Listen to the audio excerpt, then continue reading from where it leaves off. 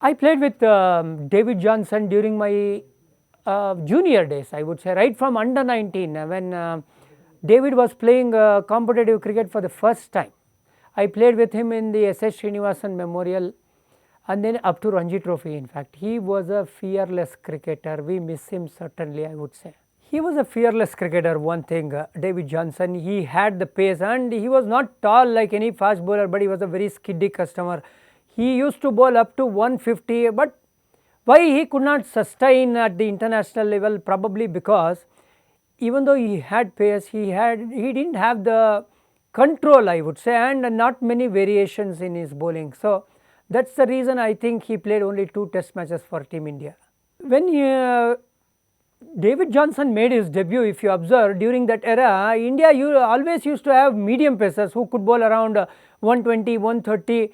Nobody clocked 150, I would say. Even though Javagal Srinath was probably the fastest bowler at that time for Team India, nobody came close to bowling 150. That's the reason David Johnson, made a name for himself. Even though he didn't play test matches, more number of test matches, but he really made impact for Team Karnataka, I would say. In the first class cricket, probably he was one of the fastest and opponents used to fear his bowling, I would say.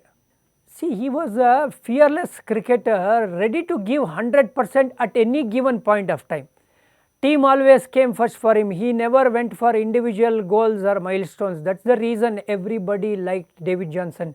David Johnson was a real team man, I would say. He never played selfish, I would say. He would always took team's interest as the first goal and delivered also. Whenever he played fearlessly. That's the reason I think he has been, appreciated by every cricketer who played with him. Actually, I don't want to speculate. He lived, a very happy life. Happy life means, even though he may have had many problems, personal problems, but he never showed in his face.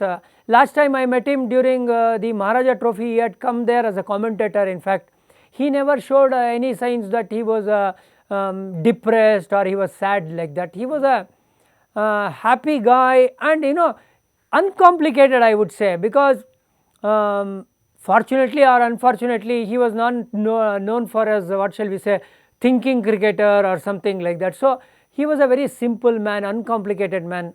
That is how I would like to see him also. In fact, see, he didn't come with any coaching camp credentials. He was a raw talent, if you observe. So when he used to bowl full tosses also, the batsmen were unable to face him or gauge his speed. He had a very slingy action just like a Malinga, and he was a skiddy customer also for that matter. So I think SBI gave him an opportunity and he played for SBI in local cricket.